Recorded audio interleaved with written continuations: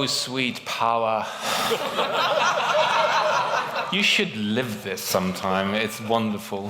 Hi, I'm Bjorn. That's where you're supposed to say hi, Bjorn. Oh, thank you. This is the nighttime show. Thank you very much. I have a couple of insights I would like to share. They won't take much time, but no, that's not good, bad, not funny, worse. Rats. I got one left. Okay. Yeah. There's someone here in the audience I would like to give the best present I know. It's for a year of passion and love poured into making sure that we can reach this event, that we can be here, and we can enjoy each other. I would like to call up Emily. Please come on stage.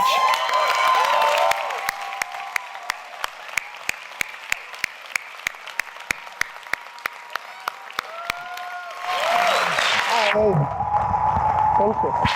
It's all I got. It's a hug for a whole year's worth of work. It's a bit bad pay.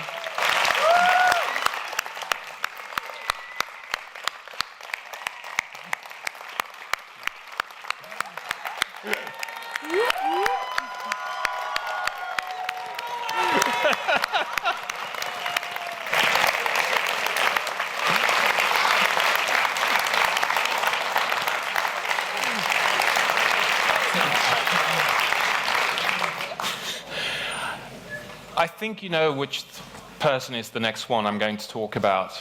Can one use insight as humor? Can one talk about eating bananas and compare that to Chernobyl and, you know, what kind of radiation you would get from each one? Yes, you can. And the proof is here. Please, a big hand for Randall Munroe.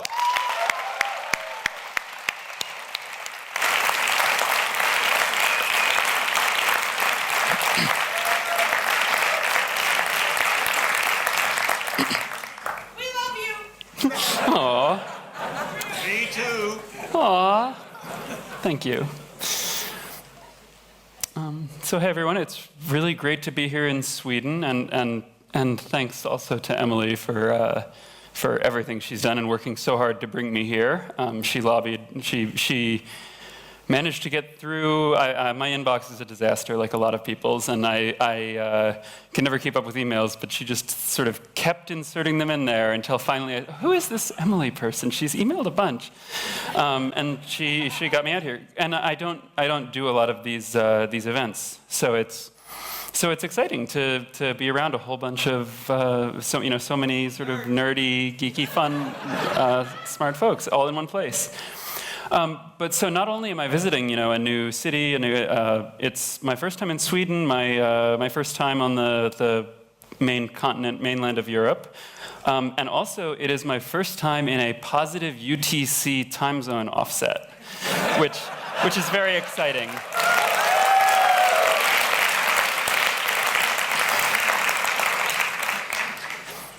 So I get confused by time zones, like anyone who has tried to program anything that works with them.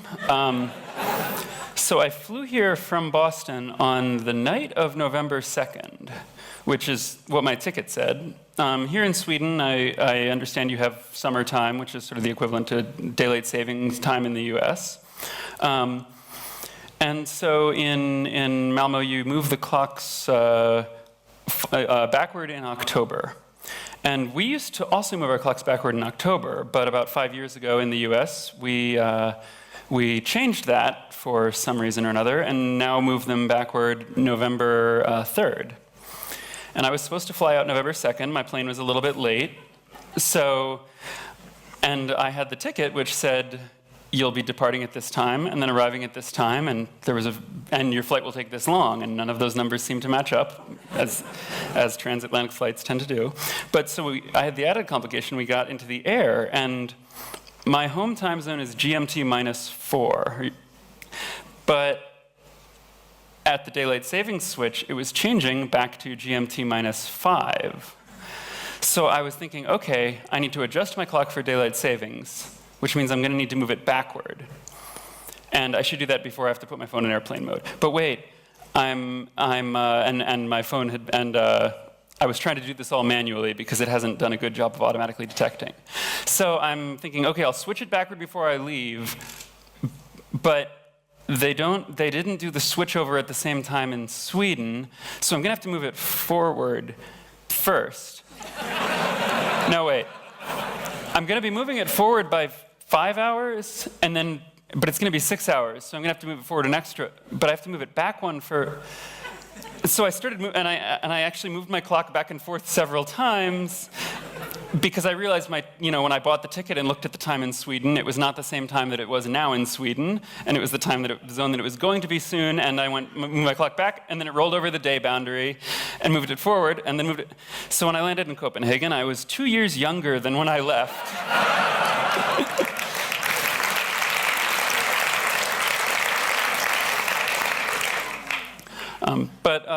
But once I got used to the time zones, I felt I've really enjoyed seeing the new country, seeing Malmo.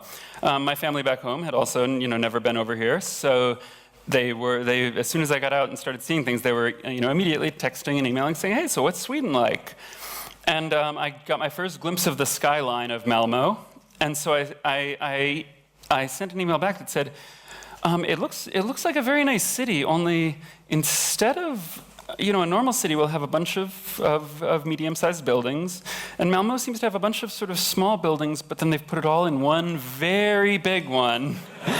And then I got to take a tour, and it was really cool. I got to, explore the city a little bit, see the tall, twisty building up close. I got to visit a giant limestone quarry, and I used to grow up near a quarry like that, and apparently there's a big one here outside Malmo.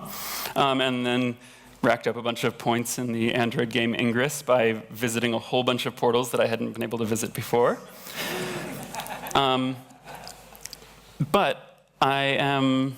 So I'm here to talk about, apparently, programming and the arts. I don't know how many profound thoughts I have on that, but what I can say is that in my comic, one of the places where I feel like sort of programming and art combine in a more interesting way than just sort of making art about programming is on April Fool's Day. So. On April 1st, the XKCD sysadmin and I try to do something interesting with our xkcd.com. And these pranks have gotten a little bit more elaborate over the years, and sometimes they can be a little bit hard to understand. So for the benefit of those of you who have not checked out my site on April 1st or at all, or checked it out and said, there's something weird going on here, and I don't have the time to figure it out, I just wanted to give a little bit of an overview of what exactly it is we've done and what we were doing behind the scenes to make it all happen. And it actually started about five years ago. And when April 1st came around, it was coming up, and sometimes people will retheme their sites a little bit. And a couple other webcomic artists and I decided to mess with the DNS for our websites. And so we set our DNS servers to redirect to each other's addresses, so that if you visited xkcd.com starting at midnight Eastern, either Standard or Daylight Time, whichever that is, you would actually get to questionable content. Which is, and then you visit questionablecontent.net, and there you found dinosaur comics. And if you wanted to actually read today's XKCD on that day, you would have to go to Dinosaur Comics, the quants.com. So this was a small prank. It was just an idea we had, like, pretty much the night before April 1st, just early enough to get the time that it took the DNS propagation. And we managed to pull it off. So then, when the next April 1st came around, which was 2010, I think, we did something a little bit more elaborate. We transformed the site into Unix KCD.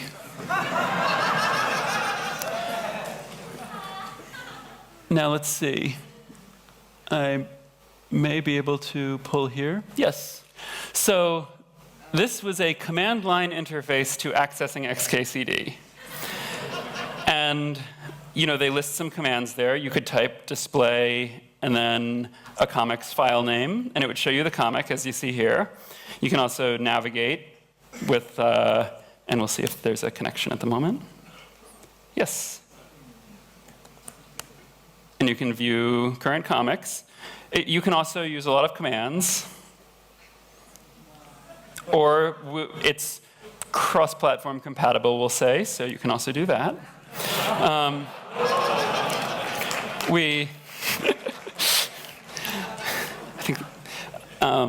Let's see, and so you can also, so you have these commands, you can, you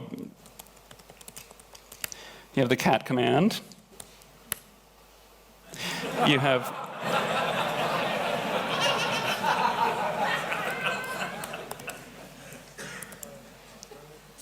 you can do operations on the file system.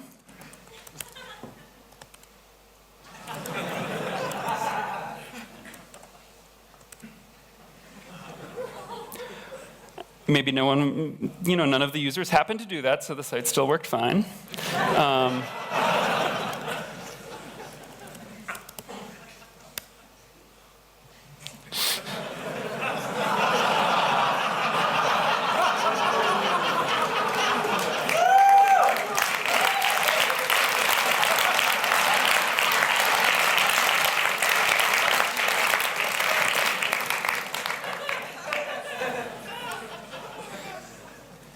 Now, let's see. There were a few other sort of hidden features, like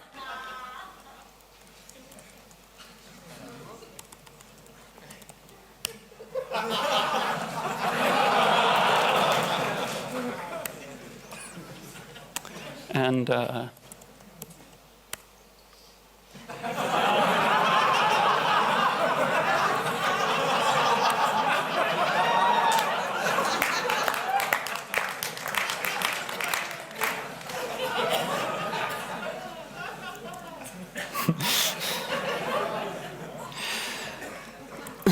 okay. Now, let's see, where were we just now? I saw another exit, let's see. And a few of these things, this was really the XKCD sysadmin and the couple of coders who put this together, and then I added a few touches. But there's another exit here.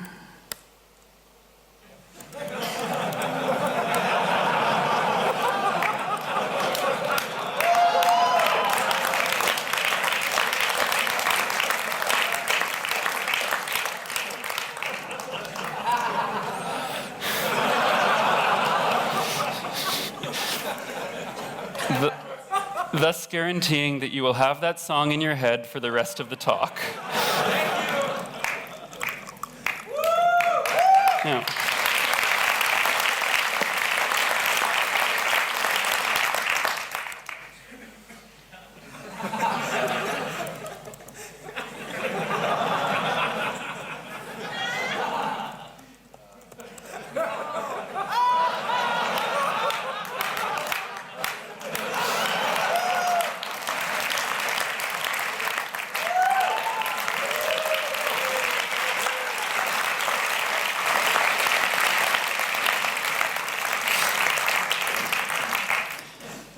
concluding the live coding portion of this talk. So in 2011, because of some family stuff, I was sort of unavailable for projects. So again, the XKCD sysadmin, who I'm referring to because he tries as hard as he can to remain anonymous,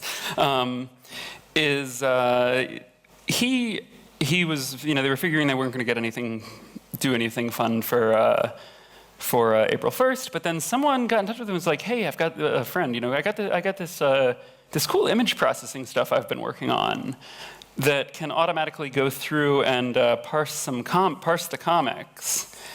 And again, they ran a bunch of scripts, had a late night coding marathon, and they in 24 hours managed to put together XK3D.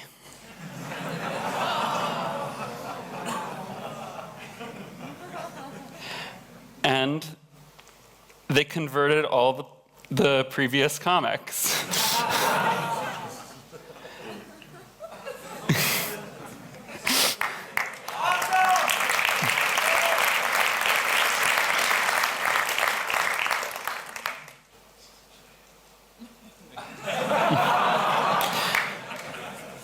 And so we thought that was pretty cool. But I literally saw that, I think, maybe an hour and a half before the site went live. They called me and said, "Hey, we've done a thing. We hope it's okay." And I went, and so then I very, very, very quickly drew a 3D themed comic for that day. But so for 2012, when I was sort of back from all my stuff, and I said, okay, we can do something. What can we do for this that's going to top the 3D? And this is where we really got into what I like about April 1st, which is that we get to mess with things that people think of as constant, but they're only that way because of our technological convention. So DNS is a great example. We can mess with DNS. You think that the name and the website are the same thing, but they're not. And you can tinker with that, and it leaves people trying to figure out what's going on. And people, think that once they've seen a whole bunch of comics, they think the comic is flat on a screen, and then you tinker with some JavaScript, and suddenly it's not. So after that, we started thinking of other things that we could tinker with. Now, so when you visit a website, the server knows some things about you. It sees things about you. It knows what browser you're using. It knows your OS. It knows what page that had the link that you clicked on to get there. It knows your IP address, from which you can get a pretty good estimate of your location. And right now, most of this information, it's used really for a very narrow set of things. It's used to do things like, show you a default position on a map when you open it. It blocks you from Hulu and certain YouTube videos for no clear reason. And mainly it's used for advertising. It's how they can put up the ads in the corner that, I assume you get those here too, the, meet local girls in Malmo tonight. And no matter where you go, it's the same picture of the same girl who is apparently following you from city to city. So we thought that was a really crummy use of this technology, so we decided to put it to better use, to power our April Fool's prank instead. So when Chicago residents woke up, they found this comic, which is sort of making fun of, it's someone from California making fun of people from Chicago for being, wimps about earthquakes, and then, it turns around when they discover that Chicago has blizzards that are even worse. And people from Chicago loved this comic, and in fact, it even got some coverage in local newspapers, which talked about how well I had nailed the Chicago attitude. And this article continued for some time. But so I have never been to Chicago. I don't know what sort of attitude they have there. See, this is the comic that people in Chicago saw, but someone who connected from Toronto saw that.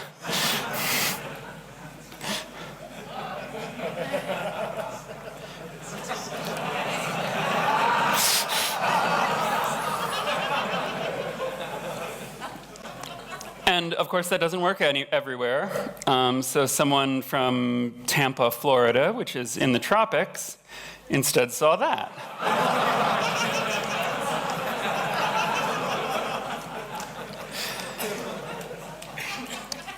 So someone in a different area might see a totally different comic. like this one, where it's just a snake, no real explanation.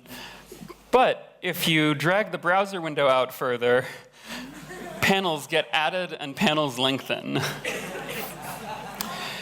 Now, the comic didn't just vary by location and browser size, but other variables as well. So if you load the page in Firefox, you might see this.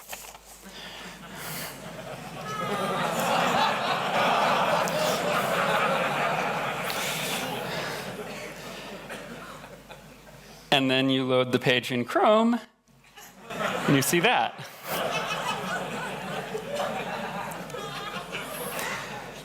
And all in all, I drew on the order of... I assume my page didn't render right.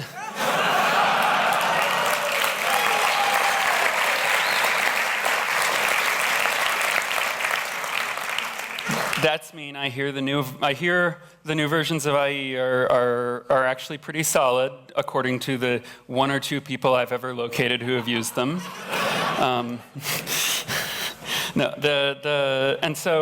So all in all, I did about 400, on the order of 400 panels, variants on 30 or 40 stories, which Reddit and a bunch of other places obsessively cataloged all of that they could find. The great thing was there was no interface to figure out what you were missing. You could do a little bit of URL hacking, but you couldn't get all of the panels. So you just had to start calling people up in weird places and say, do you have Maxthon or Opera Mobile? Can you check in that? We're missing those. This created some really wonderful chaos, which was compounded by referrers. If someone tweeted about one of the Chicago jokes, and someone else from Chicago clicked on it, they didn't see a Chicago joke, they saw a joke about Twitter. And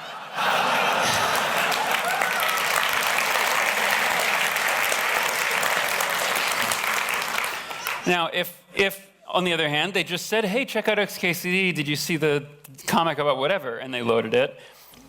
There was no telling what they were going to see of the 30 or 40 different storylines and 400 panels that were arranged together into them. So someone sent me a transcript of a chat that they were sitting in on between one person who kept asking the other person, hey, so did you, I like the Blade Runner reference in today's XKCD. The other guy's like, I don't get it. Where was the Blade Runner reference?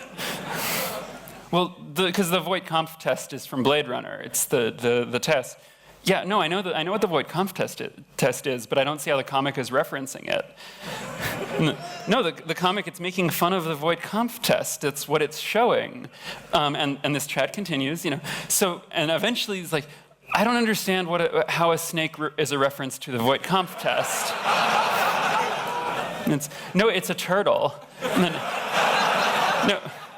And this went on for something like 200 lines before they finally figured out they were not looking at the same comic. So this year we got to April 1st, and we wanted to find a new aspect of internet, of computers to play around with. And so we decided to go with another changing comic using some of the same code, actually. And so in this time, there were a lot of different versions of this comic, but instead of having variables that changed about you, that changed what you saw, there would be variables that would change what everyone saw. So when we started, first, so here is part of one version of that comic. Now, and so this is, it's a recruiting advertisement for Baidu, aimed at Carnegie Mellon students. So when we started this, we got in touch with some folks at Wikimedia Foundation, the group that operates Wikimedia, and we told them we wanted to set up our comic as a fundraiser for them. And so, in the end, people who go through the comic can click and donate to Wikipedia, which is good. given what the rest of the comic was doing. So the comic was called Externalities. So if you remember, you know that there are variables. So the question is, how do you change those variables? So if you mouse over the comic, you see this text pop up.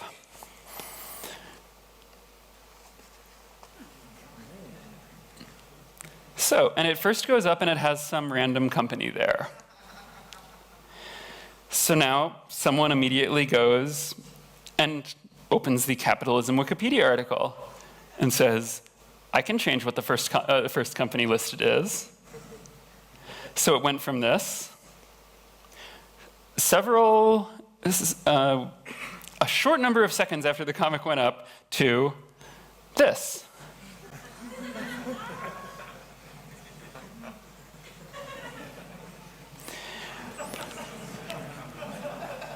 And the comic back on xkcd.com changed to be about Facebook. But then, of course, a lot of other people figured that out at the same time. So someone else opens it and says, wait, I'm going to revert that edit, but then I'm going to insert a quiet reference to Staples at the bottom. And suddenly Staples is what the comic is about. And then a few other people are like, hey, that's vandalism, we should undo that, and they undo it, and then other people edit it, and there's a rapid series of these, and the comic changes rapidly, and after a number of minutes, the Wikipedia admins who didn't all know what was going on, sort of caught on and quickly just locked the capitalism article. And, you know,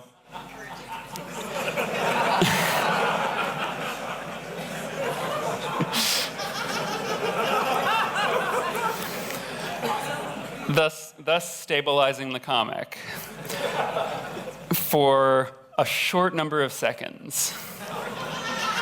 Because when the Wikipedia article was locked, the reference in the alt text, which was previously targeting capitalism, changed to target business.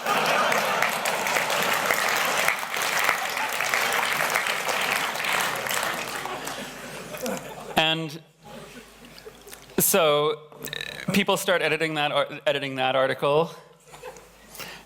They edit the business article, the comic is shifting rapidly, and then they lock that, and it moved on to, I think, business ethics.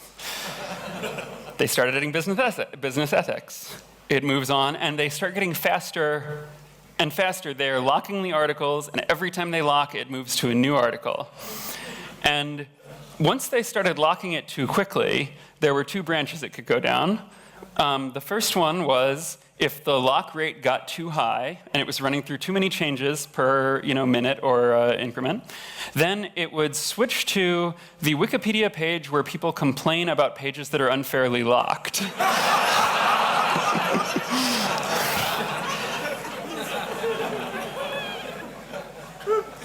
Which they then have to decide whether to lock or not. But then before they can even make a decision on that, it switches into the next phase, which is where it starts giving hints.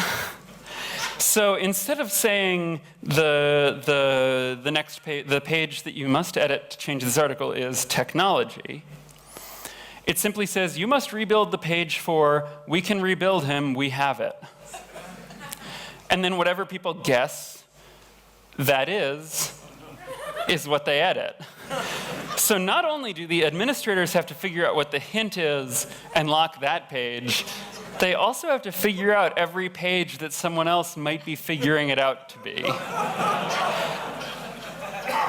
And then we made that deliberately difficult with using articles like hipster parentheses 1940s subculture and life-saving dog urinal was fire hydrant. So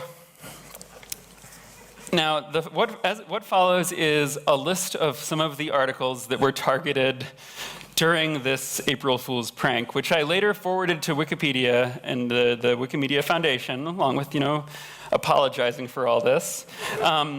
and a note saying you might want to check these articles and also any articles that might be in the same categories as them, or that you could possibly construct a hint that would refer to both that and any other article. So we started with capitalism, business. We moved on to technology. Economies is an article. Calculator. Jean-Luc Picard. George Takei, where the hint was just oh my. Anthropomorphic superheroes. Advanced meat recovery. Cyborg feminism. Exploding head syndrome. These are actual articles. List of pipe organ builders. List of changes in Star Wars re-releases. And the hint for that was just Han shot first. List of fictional people who were cremated. List of problems solved by MacGyver.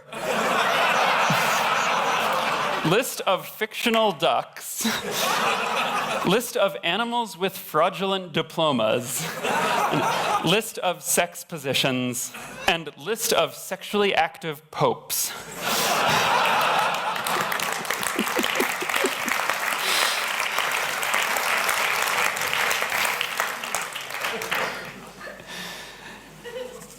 So, while I was traveling, when I was traveling around Malmo, I got to see the sights, and I was reminded of another comic actually, which is so.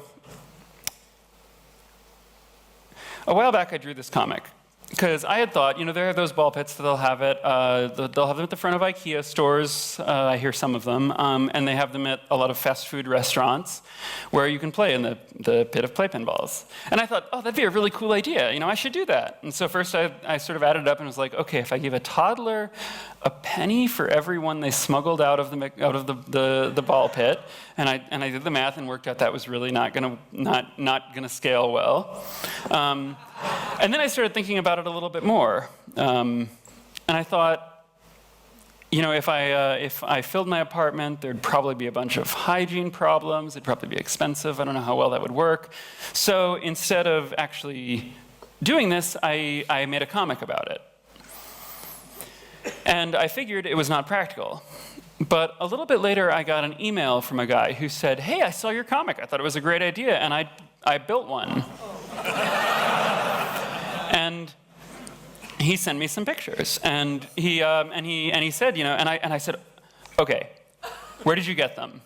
How much was it? How is the cleanliness? And he said, oh, it's great. It's fine if you just keep it relatively clean. And here's the company I ordered from. You just don't bring food in. I mean, it's like a couch. You should probably clean it, but I don't.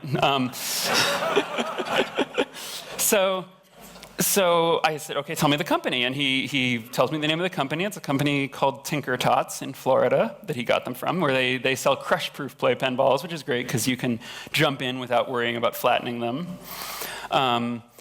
So I go on the company's website, order several orders of their largest batch of playpen balls, and they arrive. So we get them upstairs. They're in these 4 large cardboard boxes, open them all up, empty them into a corner of my room that we've sort of cordoned off with furniture, and jump in, and we have a ball pit. And it's really great. And we like it and everything. You can sink in it. It was the size of maybe a jacuzzi.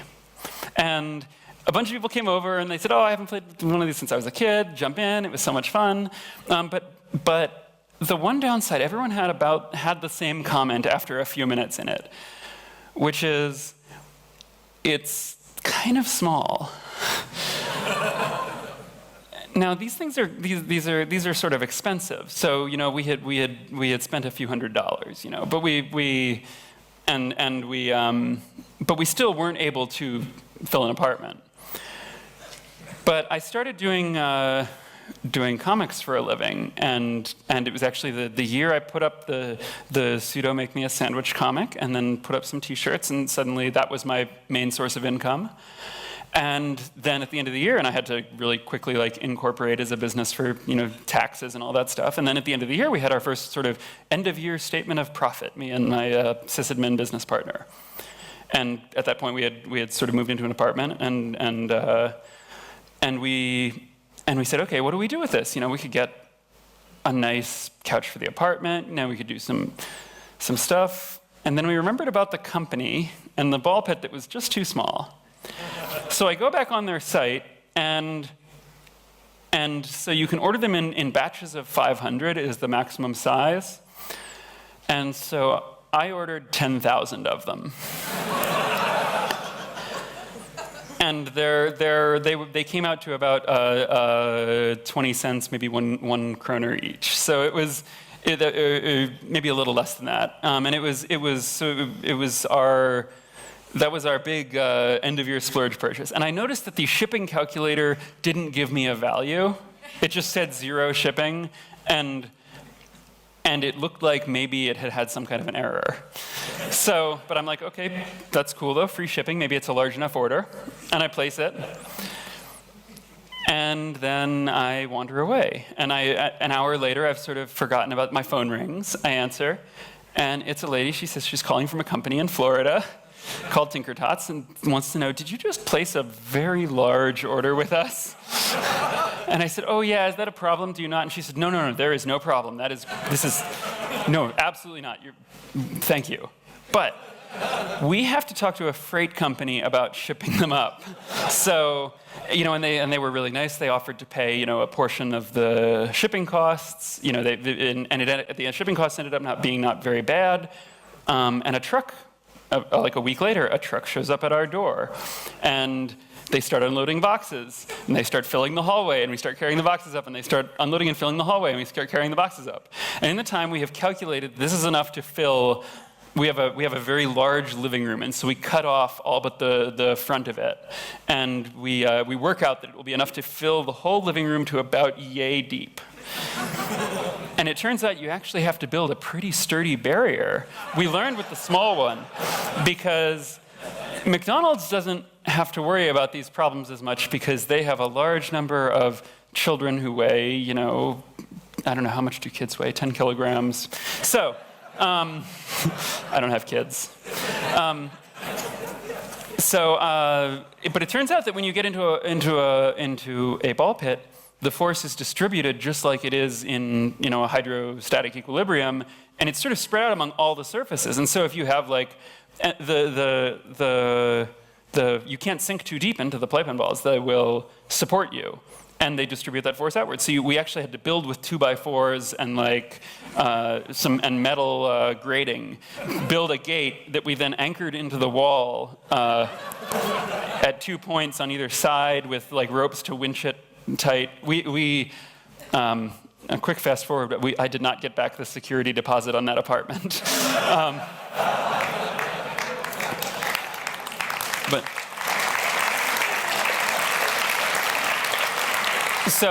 So we have this grate that we had built when we realized these were going to arrive, and we had to figure out how to keep them from just spreading outward into the front hallway and down the stairs. So we start unloading the boxes into this behind this pen, and it fills up and up and up, and we left one couch in there. Gradually the couch disappears. A bunch of our friends have come over to see this whole thing, and so we jump over, and so we jump in. And so how there are those things where they seem like they're going to be a really fun idea in theory, but then when you try them, it's just sort of okay, this is anticlimactic and awkward. And this was not one of those things.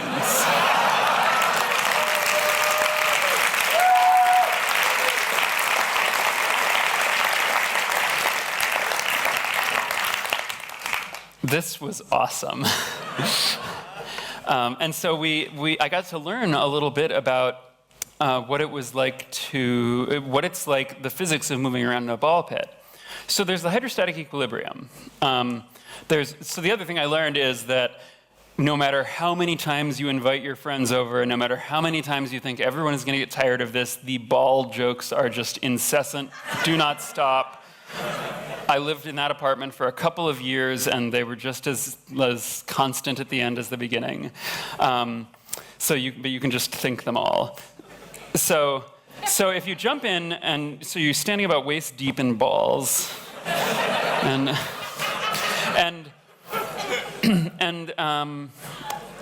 you've got these forces. You can't really walk. You can push with your legs because they don't have a lot of surface area. If you lie down, you'll be supported, and you can actually sit down in them, and it'll sort of hold you in a sitting position because the depth to which a person can sink before the friction between the balls becomes the friction between the objects becomes high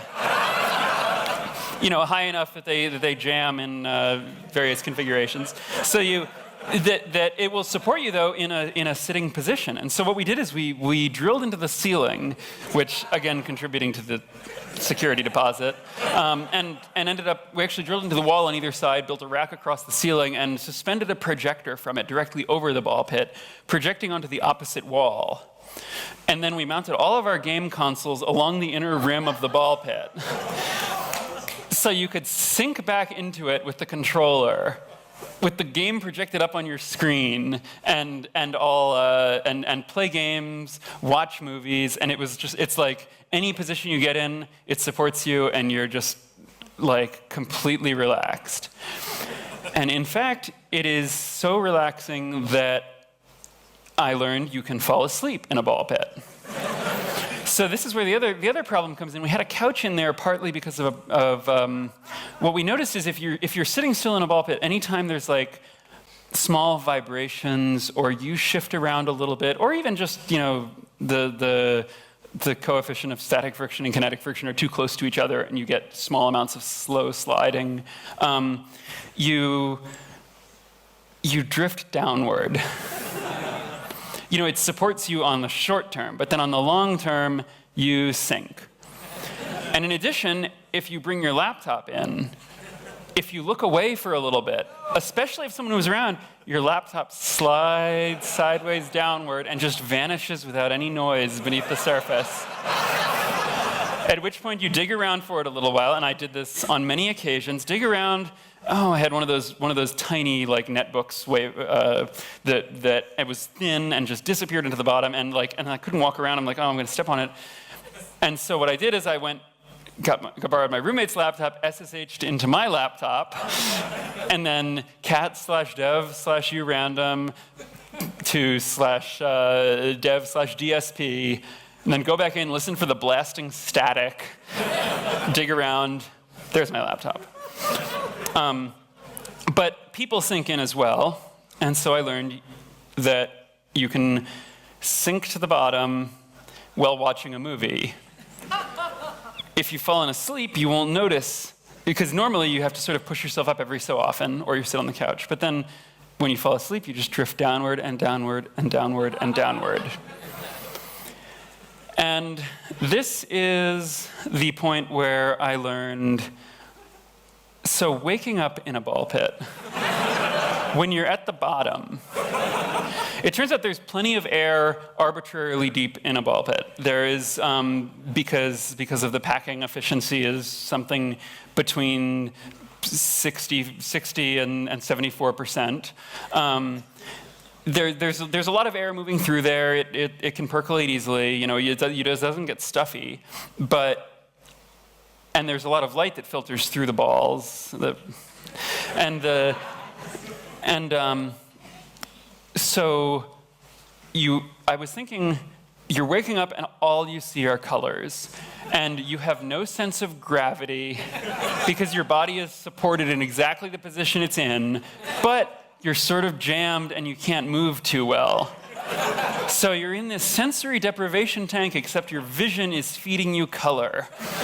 And so I was thinking before, the first few times I started to drift off to sleep, I thought, oh, falling asleep, waking up at the bottom of a ball pit, that's got to be the most disorienting experience you could possibly have.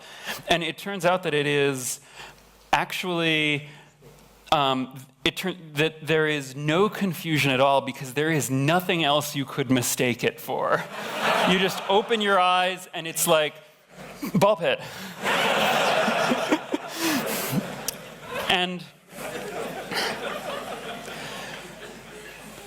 So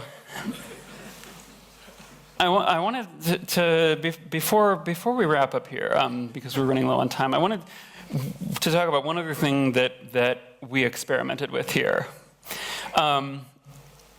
Because the physics of the ball pit were interesting. And as you remember, I mentioned that if you have a ball pit about yay deep, your feet can move around at the bottom. But if you sink down, it'll sort of support you near the bottom, and there you really would have to push to move them. But you can. And we were curious, what about as you go deeper? At what point does the packing get so tight that you can no longer burrow downward? And so we tried dividing our ball pit in half, building a higher divider, and compressing it, or putting in a partition and then throwing them all over, and swimming down to the bottom. And we got, and we found that it was hard to distinguish, because when we compressed the size, the floor space of it, they jammed against the walls more easily. So we weren't able to get good data on that. Which brings me all the way back to how nice it is to be here in Malmo. Because when I went on the tour, I mentioned that I got to see all the sites, which included this limestone quarry. So I did some research. And this quarry is 1,300 meters, 1.3 kilometers by 800 meters wide, and it's between 50 and 100 meters deep. So I went back to the Tinker Tots website, and I did some calculations, and I worked out that what we need is something like 300 billion Swedish kroner. And if we can get that now, and I can't help pointing out, that is just about a little under the current total assets of the IKEA Corporation. And so if we can find that somewhere, we can turn this into this. Kickstarter! Thank you so much. Thank you.